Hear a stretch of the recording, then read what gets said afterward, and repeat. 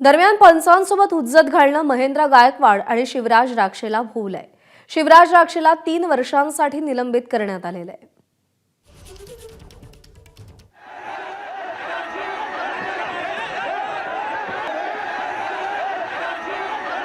शिवराजला 3 वर्षासाठी आम्ही या स्पर्धेतून सस्पेंड केलं, त्याला कुठेही खेळता येणार नाही। त्याचप्रमाणे